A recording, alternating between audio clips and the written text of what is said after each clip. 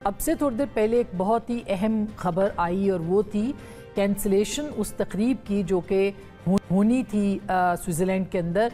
तमाम तैयारियां और तमाम जो इक़दामात थे वो हो चुके थे, एहतमाम हो चुका था, लेकिन इसको कैंसिल किया गया। और इसकी वजह ये है कि कल रात गए एक डेवलपमेंट हुई जिसके मुताबिक पाकिस्तान को बतौर गारंटर या मीडिएटर पाकिस्तान के वज़ीर आज़म ने दस्तखत किए और अमरीकी सदर जो कि ऑलरेडी यूरोप में थे, G7 ममालिक के इजलास में थे, पेरिस में थे, वहाँ पर उन्होंने दस्तखत किए। और जबकि सदर पेज़ेश्कियान जो कि ईरानी सदर हैं उन्होंने ईरान से दस्तखत किए। ये इससे पहले जुम्मे के दिन होने थे लेकिन एक दिन पहले हुए। इसकी वजूहात क्या हैं, इसकी क्या सिग्निफिकेंस है? और जाहिर है कि इसके बाद फिर आज सदर पेज़ेश्कियान ने वज़ीर आज़म पाकिस्तान को फ़ोन किया। तकरीबन 30 मिनट उनकी गुफ्तगू हुई जिसमें कि शुक्रिया भी उन्होंने अदा किया और पाकिस्तान ने भी शुक्रिया ईरान का अदा किया। लेकिन उसके बाद ये खबर आई कि ये तकरीब जो है मनसूख कर दी गई है। ये तो एक अलग वाक़या है, लेकिन जो असल बात है वो ये है कि पूरी दुनिया के अंदर पाकिस्तान की इस एग्रीमेंट के ऊपर या MOU के ऊपर जो साइन हुआ है, पाकिस्तान की तारीफ़ की जा रही है। दुनिया भर के अखबारात और जरायद, कम अज़ कम पिछले 25 बरसों में हमने पाकिस्तान की ये पॉजिटिव, ये मुस्बत शक्ल नहीं देखी जब से हम जर्नलिज़म में हैं या कवर कर रहे हैं। उससे पहले भी अगर देखा जाए तो 75 बरसों में, 78 बरसों में इतना पॉजिटिव, इतना मुस्बत पाकिस्तान का इमेज हमने इससे पहले नहीं देखा। आप स्क्रीन पे देख रहे हैं, दुनिया भर के अखबारात और जरायद इस हवाले से पाकिस्तान के किरदार की तारीफ़ कर रहे हैं। दुनिया भर के ममालिक इसके ऊपर जो है वो तारीफ़ कर रहे हैं। और ख़ास करके कतर ने, जो कि एक और सालसी मुल्क के हैसियत से उसका एक बड़ा मकाम है, उन्होंने भी पाकिस्तान के किरदार की तारीफ़ की है। ऑस्ट्रेलिया है, कनाडा है, जितने दुनिया भर के ममालिक हैं वो पाकिस्तान की इस वक्त तारीफ़ कर रहे हैं। इसके हवाले से अब असल सवाल ये है कि पाकिस्तान को इस अपॉर्चुनिटी से फ़ायदा कैसे उठाना है। आज जो फ़ातेह पाकिस्तान के नाम से वॉल स्ट्रीट जर्नल ने एक बड़ा ज़बरदस्त मजमून शाया किया है जिसमें फील्ड मार्शल के हवाले से भी उन्होंने बहुत तारीफ़ की है और ये कहा है कि अनप्रेसिडेंटेड है जिस तरह से उन्होंने और पाकिस्तान ने और वज़ीर आज़म का उन्होंने लिखा है कि उन्होंने ये किरदार अदा किया है। लेकिन साथ में ये भी लिखा है कि पाकिस्तान को अब इस अहम मौके के ऊपर फ़ायदा क्या उठाना है। और यही बुनियादी सवाल है कि सफारती पाकिस्तान ने कामयाबियां हासिल कर ली। हम आपके साथ ये भी शेयर करेंगे कि जो मुआहदा तय पाया उसमें पाकिस्तान का भी बड़ा किरदार था और ज़ाहिर है उस मतन के अंदर भी पाकिस्तान का बड़ा किरदार है और पाकिस्तान ने वो अचीव किया है। अब हमने इसको एक मुआशी अपॉर्चुनिटी में कैसे बदलना है, इसके ऊपर भी हम आज के इस प्रोग्राम में बात करेंगे। साथ ही साथ दो ममालिक हैं जिनको कि पाकिस्तान के इस किरदार के ऊपर अगर देखा जाए तो उन्होंने कोई ऑफिशियली जो अनाउंसमेंट्स किए हैं या अपने एक इजहार शुक्र किया है या तशक्कुर किया है या इसको सराहा है, उसके अंदर पाकिस्तान का जिक्र नहीं किया। एक इजराइल है और एक जो है वो हिंदुस्तान है। बल्कि इजराइल के तो इंडिया के अंदर जो सफ़ीर हैं वो एक कदम आगे बढ़े हैं और उन्होंने इजहार नापसंदीदगी पाकिस्तान के किरदार के ऊपर किया है कि पाकिस्तान के किरदार के हवाले से उन्होंने कहा कि उनको बिल्कुल भी ये पसंद नहीं आया कि पाकिस्तान ये किरदार अदा करे। ना हिंदुस्तान को पसंद आया, ना इजराइल को पसंद आया। और मैं कहीं पढ़ रही थी ख़ास करके ये कहा गया कि जो फील्ड मार्शल का किरदार है उसके हवाले से भी तो ये पाकिस्तान का क्रेडिट है। एक देखा जाए कि इजराइल और भारत जो है वो इससे खुश नहीं है। UAE की तरफ से भी कोई स्टेटमेंट हमें नज़र नहीं आता, लेकिन बहरहाल वो पाकिस्तान का दोस्त मुल्क है। और ये अब क्या इजराइल को सबोताज कर सकता है, इस मुआहदे को कोशिश कर सकता है, इसके ऊपर हम आज के इस प्रोग्राम में ज़रूर बात कर रहे हैं। प्रोग्राम के अगले हिस्से में हमारे साथ पॉलिटिकल गेस्ट होंगे, लेकिन इस हिस्से में हमारे साथ मौजूद हैं जनाब एजाज़ चौधरी साहब, किसी तारुफ के मोहताज नहीं, पाकिस्तान के साबिक सेक्रेटरी ख़ारजा। और हमें स्विट्ज़रलैंड से ज्वाइन करेंगे आदिल शाहज़ेब जो कि पाकिस्तान TV के जो इंग्लिश चैनल है उसके हेड हैं। उनसे भी हम कोई स्विट्ज़रलैंड के हवाले से ये क्यों तकरीब मनसूख हुई उनसे भी हम जानेंगे। लेकिन पहले एजाज़ चौधरी साहब आपके साथ मैं आगाज़ करूँ, बताइएगा कि ये जो मतन है जो सामने आ चुका है उसका आपने यकीनी तौर पर जायज़ा लिया होगा। आप क्या देखते हैं और कल रात जो तकरीब हुई है उसके हवाले से कितना अहम है ये मतन जो कि अब मंजर आम पर आ चुका है? जी बहुत शुक्रिया आसमा। मैं समझता हूँ कि पूरे इलाके की सियासत एक करवट ले रही है, एक अहम मोड़ की तरफ जानिब है। और अल्हम्दुलिल्लाह आपका और मेरा मुल्क पाकिस्तान इसमें एक बड़ा ही अच्छा किरदार जो है अदा कर रहा है।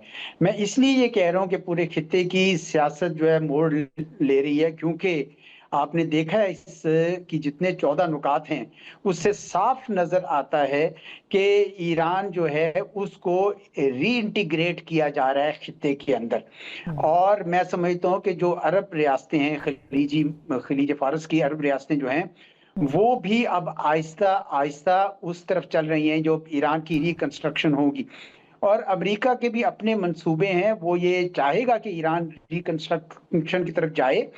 और अमेरिका जो है, इनका असल जो प्रोग्राम था डोनाल्ड ट्रंप साहब का, जो उन्होंने नेशनल सिक्योरिटी स्ट्रेटजी दिसंबर 2025 में ऐलान किया था कि अमेरिका दूर बांध के कजियों से निकल के वेस्टर्न हेमिस्फेयर की तरफ मरकूज करेगा अपनी ताकत।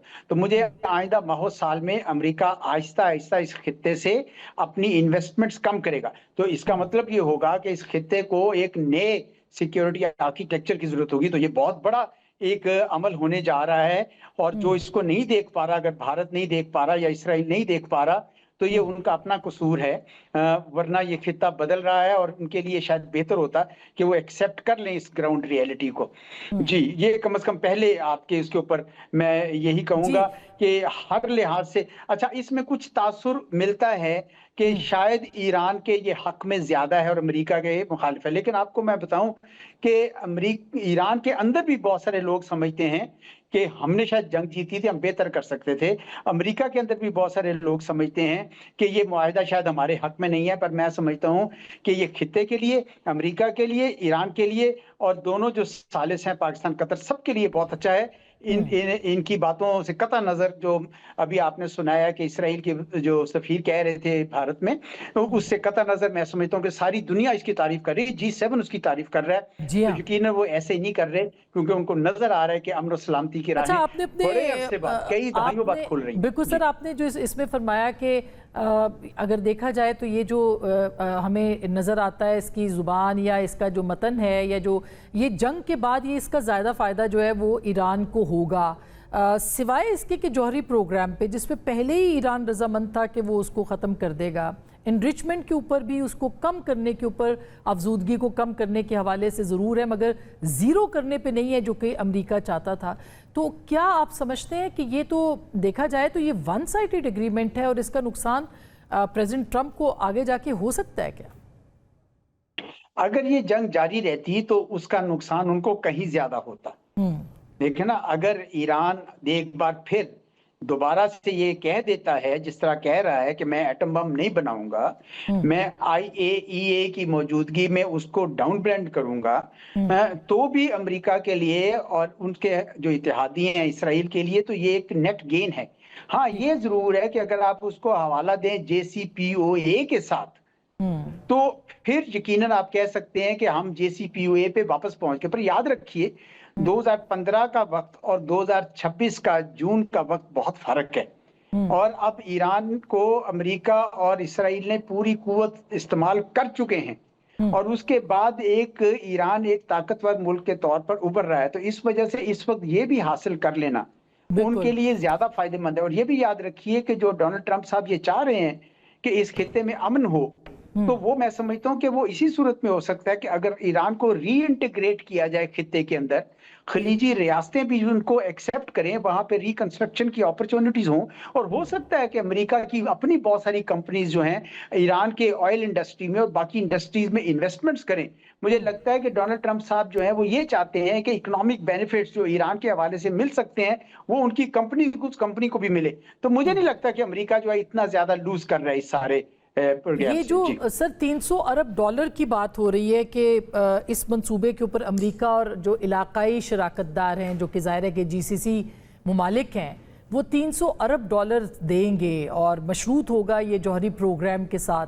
तो इसको ये कितनी बड़ी पेशरफ्त है, क्योंकि आपने देखा कि JCPOA के बाद जो रकम दी गई थी ईरान को, उसके ऊपर प्रेसिडेंट ट्रंप भी बहुत ज़्यादा एतराज़ करते थे। ठीक है, वो अपनी जेब से शायद नहीं देंगे, वो तो GCC ममालिक के ज़रिए से पे किया जाएगा, लेकिन ये कितना बड़ा अहम होगा और क्या क्या रास्ते खुलेंगे ख़ास करके पाकिस्तान के लिए इस अपॉर्चुनिटी के हवाले से? देखिए, पाकिस्तान की पहले बात कर लेते हैं। जी। पाकिस्तान के लिए फौरी तौर पर 3 बड़े फवायद हासिल होंगे और कुछ मीडियम टर्म पे हैं, बाद में आता हूं उन पे। फौरी तौर पर मेरे ख्याल में सबसे जो अहम है पाकिस्तान के लिए वो ये है कि वो मुल्क जिसका नाम भारत पूरी कोशिश कर रहा था कि वो दहशतगर्दी से जुड़ जाए दुनिया भर में, पूरे 10 साल की कैंपेन की थी, वो इंडिया की पूरी कैंपेन जो है मेट हो चुकी और पाकिस्तान का नाम इस वक्त दहशतगर्दी की बजाय अमन से जुड़ गया है और आपने अपने इब्तिदाइये में वो बातें सारी की हैं। दूसरी बड़ी बात यह है कि इंडिया को जो स्पेस मिली हुई थी ईरान के अंदर, आज वो स्पेस कर्टेल हो रही है, बल्कि BLA वगैरह को भी स्पेस कर्टेल हो गई है और ईरान अब पाकिस्तान के कहीं ज्यादा करीब आ रहा है और वो तमाम जो सूबे आप समझ सकते थे ईरान के साथ जुड़ने वाले, वो अब हो सकते हैं और इस वजह से पाकिस्तान के लिए ये भी एक बड़ी एक नुमाया तब्दीली खित्ते में होगी। तीसरी बड़ी बात यह है कि ये जो ऑयल रास्ता, उसकी तरसील का रास्ता खुलेगा तेल की, उसमें पाकिस्तान के अंदर भी जिस तरह दुनिया भर में कीमतें कम होगी, हमें भी उसका फायदा होगा और जो महंगाई का जो गर्दो गुबार है उससे हमें भी थोड़ी निजात मिलेगी। अच्छा, जो मीडियम टर्म है उसके अंदर मेरे ख्याल में ईरान के साथ जो रिकंस्ट्रक्शन होनी है, जिसमें ठीक है $300 अरब एकदम से कोई भी नहीं उनको देगा, ये तो सरमायाकारी होगी कि जिसमें खलीजी रियासतें भी होंगी, शायद चीन भी हो, शायद अमेरिकी कंपनियां भी हों, शायद तुर्की की कंपनियां भी हों, वहां पे पाकिस्तान की भी कंपनियां जो हिस्सा ले सकती हैं। तो पाकिस्तान के लिए अगर हम चाहें और कुछ कोशिश करें तो कोई प्रेफरेंशियल ट्रीटमेंट हमारी कंपनियों के लिए भी मिले ताकि हम लोग भी जाके वहां पे सरमायाकारी कर सकें, क्योंकि रिकंस्ट्रक्शन के लिए जो जी अभी मैं सर इसके ऊपर भी आती हूँ कि गैस और पेट्रोलियम के हवाले से पाकिस्तान को क्या फायदा मिल सकता है, पाकिस्तान की भी किस्मत बदल सकती है, जो कि आज वॉल स्ट्रीट जर्नल ने लिखा है। लेकिन मेरे साथ अभी स्विट्जरलैंड से मौजूद हैं आदिल शाहजेब साहब और पाकिस्तान टेलीविज़न के हेड हैं, कवर करने के लिए वहाँ पे पहुँचे हैं। अब तो ज़ाहिर है कि तकरीब नहीं होगी, लेकिन उनसे हम कुछ पूछते हैं कि हुआ क्या है। आदिल, बहुत बहुत शुक्रिया, आपने हमें ज्वाइन किया, आप एक सीनियर सहाफ़ी भी हैं, आपकी ऑब्जर्वेशन भी ज़बरदस्त है। बताइएगा कि ये तकरीब क्यों मनसूख हुई है और अब वहाँ पे इन्वायरमेंट क्या है, इंतज़ामात क्या किए गए थे? Asma, thank you. बर्गन सॉक रिजॉर्ट जो है इस वक्त मैं जहां पे हूँ, तो जिस तकरीब का आप जिक्र कर रही हैं वो टेक्निकल लेवल की डिस्कशंस जो है वो होनी थी, 2 डेलीगेशंस में, ईरानियंस और अमेरिकन में, और जारी बात है पाकिस्तान ने बतौर सालिस जिस तरह का एक किरदार अदा किया वो होना था। और उसकी बड़ी वजह ये थी कि जो यहाँ पर कल तय पाया था कि साइनिंग सेरेमनी होनी है अमेरिका और ईरान के दरमियान, और पाकिस्तान उसमें बतौर सालिस उस पर मीडिएटर साइन करेगा, वो जिस तरह हमें पता है कि कल रात ऑलरेडी इलेक्ट्रॉनिकली वो हो चुकी है और वो बहुत बड़े लेवल पर हुई है। देखिए, अभी तो हम आपसे ये शेयर कर सकते हैं कि यहाँ जो सेरेमनी होनी थी शायद उसमें सेकंड टियर यूएस की लीडरशिप या ईरान की लीडरशिप, जिसमें JD वैंस एक्सपेक्टेड थे, ईरानियन वाइस प्रेसिडेंट, या ईरानियन फॉरेन मिनिस्टर या ईरानियन स्पीकर जो थे इराची साहब, और उनके जो स्पीकर है वो एक्सपेक्टेड थे। लेकिन इलेक्ट्रॉनिक जो सिग्नेचर हुए हैं, देखिए उसमें प्रेसिडेंट डोनाल्ड ट्रंप का सिग्नेचर है, उसमें ईरानियन प्रेसिडेंट मसूद पेशकियान का सिग्नेचर है, और मीडिएटर जो है वो शहबाज शरीफ साहब है, उनका सिग्नेचर है।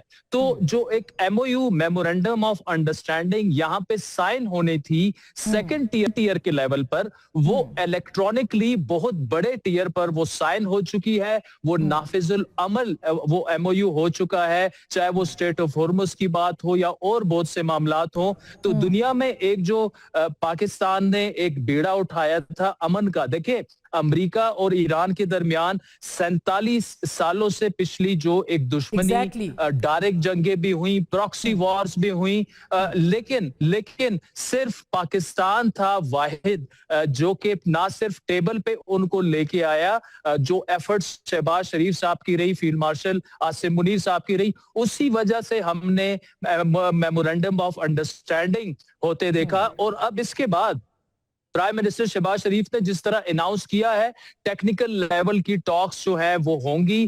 शहबाज शरीफ साहब का यहाँ अराइवल का जो मकसद था वो ये था कि वो यहाँ इस सेरेमनी को विटनेस करते, हैंड शेकिंग सेरेमनी होनी थी, पिक टेकिंग सेरेमनी होनी थी, लेकिन चूंकि इलेक्ट्रॉनिकली सब कुछ हो गया और वो सब कुछ अचीव हो गया जो कि इस लेवल पर ये दोनों ममालिक अचीव करना चाहते थे, पाकिस्तान अचीव करना चाहता था। क्या इस चीज की अर्जेंसी इस चीज की अर्जेंसी क्यों महसूस की गई? क्या ये वजह थी कि प्रेसिडेंट ट्रंप खुद इसका क्रेडिट लेना चाहते थे, साइन करना चाहते थे, वो वहाँ पेरिस में मौजूद थे और जो ट्रीटी ऑफ वर्साइल की तरह उन्होंने वर्साइल के जो गार्डन है वहाँ पे इसको साइन किया?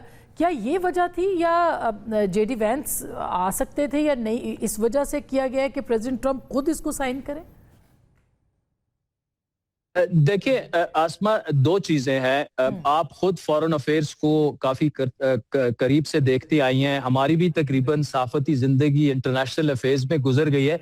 ये जो पिछले 2.5-3 महीनों से जो हो रहा था, इसमें देखिए बतौर रियासती टीवी चैनल के सरबराह के एक चीज अभी मैं आपसे शेयर कर सकता हूं कि 15-20 मौकों पे ये deal, we were inches away from signing the deal draft हो गई, सब कुछ तय हो गया, प्रेस कॉन्फ्रेंसेस तक हो गई, एक ही दम फिर सब कुछ सबूताज हो गया। देखिए 47 सालों की जो एक आप उसे दुश्मनी कह लें, इख्तिलाफात कह लें, बहुत बड़े बड़े इसमें और सबूताश करने के लिए ममालिक मौजूद थे, तो ये एक रोलर कोस्टर एक जर्नी थी। यहाँ पे हम पहुंचते थे, पता चलता था जी कल साइन हो रही है, फिर एक ही दम कि नहीं जी सब कुछ कॉल ऑफ हो गया। लेकिन you know by the grace of God अभी इलेक्ट्रॉनिकली ये एमओयू जो है वो साइन हो गया है। प्रेसिडेंट ट्रंप ने उस पे खुद साइन किया है, ईरानियन प्रेसिडेंट ने खुद साइन किया है। देखिए एक चीज हमें नहीं भूलनी चाहिए, ईरान ने इस जंग में हजारों शोदा की कुर्बानियां दी हैं, उनके टॉप टियर लीडरशिप की जो है वो कुर्बानियां उन्होंने दी हैं। उनके लिए ये अमन मुआहिदा साइन करना इतना आसान नहीं था, डोमेस्टिक ऑडियंस की तरफ से रेजिस्टेंस थी, इसी तरह डोनाल्ड ट्रंप के भी डोमेस्टिक रेजिस्टेंस बहुत ज्यादा थी। इस सब कुछ में पाकिस्तान ने जो किरदार अदा किया, तो जारी बात है क्रेडिट जो ड्यू है वहां देना चाहिए, चाहे वो डार साहब हो, लेकिन ज्यादा प्राइम मिनिस्टर शहबाज शरीफ साहब और फील्ड मार्शल आसिम मुनीर साहब। और ये जो सेरेमनी है इसको हम ये नहीं कह सकते आसमा कि कुछ कॉल ऑफ हुआ है, जो कुछ होना था, देखिए दुनिया में अमन कायम होना था वो हो चुका है। बहुत बड़ी अचीवमेंट है, नो डाउट आदिल कि अगर ये ना भी होती सेरेमनी तो सेरेमनी जो कल रात हो चुकी है उसमें पाकिस्तान का किरदार पूरी दुनिया ने तस्लीम किया है। एजाज चौधरी साहब, आदिल जो बात कर रहे हैं उसको अगर मद्देनज़र रखा जाए तो इस वक्त आप भी बात कर रहे थे कि पाकिस्तान के लिए एक जो इमेज इतना बड़ा हो गया है, अब उसके बाद आगे यानी वे फॉरवर्ड क्या है? गैस पाइपलाइन पाकिस्तान की तवानाई के मंसूबे पाकिस्तान के ईरान के साथ, यानी बिजली हम वहाँ से ले सकते हैं, पाकिस्तान के अवाम को रिलीफ मिल सकता है और इसी तरह से ट्रेड बढ़ सकती है। क्या आपको लगता है कि पाकिस्तान एक्टिवली इसके ऊपर काम कर रहा है या अब तक कर लेना चाहिए था या होमवर्क हो चुका है और आगे बढ़ने के लिए फौरी तौर पर पाकिस्तान जो है वो अपना किरदार अदा करेगा? देखिए 2-3 महाजों पर फौरी तौर पर काम करना है। एक तो ये है कि ईरान के साथ जो गैस पाइपलाइन का रुका हुआ था सिलसिला, आईपी गैस पाइपलाइन का, वो मेरे ख्याल में अब हमें उसको बहाल करना चाहिए। और अमेरिका ने खुद इस एमओयू में लिखा हुआ है कि जो लाइसेंस परमिट वेवर्स चाहिए वो अमेरिका देगा, तो उनसे फौरी तौर पर हुकूमती सतह पर ये वेवर ले लेने चाहिए और हमें कंसोर्शियम को बुलाना चाहिए ताकि इसको शुरू किया जाए। ये बड़ा प्रोजेक्ट है लेकिन ये बड़ा अहम प्रोजेक्ट है। फिर मैंने जिस तरह पहले अर्ज किया कि वहां पे जो रिकंस्ट्रक्शन के हवाले से जो प्रोजेक्ट्स होंगे, हम ईरान से नेगोशिएट कर सकते हैं कि जनाब हमारी कंपनीज को थोड़ा सा प्रेफरेंशियल ट्रीटमेंट दिया जाए और अपनी कंपनी से पूछे कि कौन कौन से ऐसे लोग हैं जो वहां पे जाके काम कर सकते हैं। और तीसरी जो चीज बड़ी इंपॉर्टेंट है वो ये है कि हमें अब ना वो इस सिचुएशन से उसका ताल्लुक ही नहीं है। देखिए सऊदी अरब भी आपके यहाँ इन्वेस्ट करना चाहता है, कतर भी करना चाहता है, ईरान भी करेगा शायद आइंदा वक्तों में, चीन करना चाहता है, तुर्की करना चाहता है, मलेशिया करना चाहता है इस प्रोफाइल के बाद, लेकिन आपको ईज ऑफ डूइंग बिजनेस करनी पड़ेगी, आपको अपनी इन्वेस्टमेंट रिजीम बेहतर करनी पड़ेगी। जब तक आप एब्जॉर्प्शन कैपेसिटी बेहतर नहीं करेंगे, ये सारे मौके जो हैं वो हमारे पूरी तरह उनसे बहरामंद नहीं हो सकते। इसलिए मैं तकरीबन हर जगह ये बात करता हूं कि ब्यूरोक्रेटिक रिफॉर्म्स की जरूरत है, और ये आप माहौल ऐसा बनाएं कि लोग जो है वो सरमायाकारी के लिए बिल्कुल ऐसे समझे कि पाकिस्तान से बेहतर कोई जगह नहीं है। ये काम भी साइमल्टेनियसली, बल्कि मैं समझता हूँ वॉर फुटिंग पे करना चाहिए, क्योंकि मुझे नजर आ रहा है कि इस हाई प्रोफाइल के बाद बहुत सारी जगहों से सरमायाकारी भी आ सकती है, सौदे भी मिल सकते हैं, कॉन्ट्रैक्ट्स भी आ सकते हैं, और हमारी कंपनीज को, हमारी इंडस्ट्रीज को इसके लिए तैयार करना चाहिए। जी बिल्कुल, ये बड़ी बड़ी इंपॉर्टेंट आपने की है। आदिल, मैं आपसे भी ये पूछ लूं कि अब वहाँ पे आप जब पहुँचे थे तो ऑफ कोर्स ये था कि सेरेमनी होनी है, वहाँ पे इन्वायरमेंट क्या मिला आपको, पाकिस्तान के लिए क्या इन्वायरमेंट आपको मिला है, और जी, और क्या कॉम्प्रिहेंसिव मुज़ाकरात के लिए भी वहाँ पे कोई बात हुई है कि अब कब से दोबारा शुरू किए जाएंगे ईरान और अमेरिका के दरमियान? जी आदिल, देखिए आसमा, थोड़ी सी वो इंटरनेट की रिसेप्शन थी, लेकिन जहां तक मैं आपका सवाल समझ पाया हूं, देखिए यहाँ जब जी जी, अच्छा, हम आए, यहाँ तक हमने सफर किया, वहां का हम हिस्सा रहे हैं, तो जहां जहां हमारा इंटरेक्शन भी हुआ, आप यकीन माने कि पाकिस्तान का एक जो परसेप्शन, हाँ बिल्कुल, मेरा ख्याल है कुछ टेक्निकल फॉल्ट जो है वो बन चुका है as a peace loving country. अब आप ठीक ठीक जी ठीक, जी पाकिस्तान के साथ अब पी फॉर पीस जो है वो जुड़ चुका है। और जहां तक यहाँ एनवायरनमेंट की बात थी, तो यहाँ पर ऑब्वियसली जो ईरानियन टीम्स थी वो मौजूद, अभी भी मौजूद है, अमेरिकन टीम्स थी जो एडवांस लेवल की टीम में होती हैं, पाकिस्तानी डेलीगेशन की, एडवांस लेवल की, फॉरेन मिनिस्ट्री की, वो सारी यहाँ पे थी, नेगोशिएशंस और चीजें वगैरह सारी चल रही थी। लेकिन उस वक्त किसी को ये नहीं था पता कि ये इलेक्ट्रॉनिकली ये जो एमओयू है ये इतने बड़े टीयर पर साइन हो जाएगा। क्योंकि देखिए आसमा, जब इस्लामाबाद पीस टॉक्स हो रहे थे, तो हालांकि जेडी वैंस और मतलब सेकंड टीयर की लीडरशिप आई थी दोनों ममालिक से, लेकिन जो सिक्योरिटी थी वो हाई अलर्ट पे थी। यहाँ पे भी जो सिक्योरिटी थी बिल्कुल हाई अलर्ट पे थी, लेकिन वो जो प्रेसिडेंशियल लेवल की के डेलीगेट्स आते हैं उस लेवल की तो नहीं थी। इसका मतलब ये था कि सेकंड टीयर ने ये एग्रीमेंट साइन करना था। अब जो एग्रीमेंट साइन हो गया है उसके सिग्नेटरी डोनाल्ड ट्रंप हैं, उसके सिग्नेटरी हिज एक्सीलेंसी मसूद पेशकियान है या हिज एक्सीलेंसी शहबाज शरीफ साहब हैं। तो मेरे ख्याल में जितना ये अचीव हो गया है, या वो इलेक्ट्रॉनिकली हो या वो आमने सामने हो, अमेरिका और ईरान की जब बात आती है तो देखिए 47 साल कहना जो है तो सारा ये पाकिस्तानी लीडरशिप को जाता है। और अभी बहुत से मसाइल देखिए तय होने हैं, स्ट्रेट ऑफ हुर्मुज से लेके जो ईरानियन फ्रीज एसेट्स है, इससे ज्यादा मैं शेयर नहीं कर सकता, लेकिन टेक्निकल लीगल। बहुत शुक्रिया आदिल, आपने हमें ज्वाइन किया, और बहुत शुक्रिया एजाज चौधरी साहब, आपने इतना अपना एक्सपर्ट ओपिनियन दिया। नाज़रीन, एक छोटी सी मैंने ब्रेक लेनी है, ब्रेक के बाद सेंटर फैसल वावडा साहब हमारे साथ होंगे, जिनसे हम बात करेंगे कि पाकिस्तान की सियासत में हलचल मची है क्यों, और उनका क्या किरदार है। ब्रेक के बाद।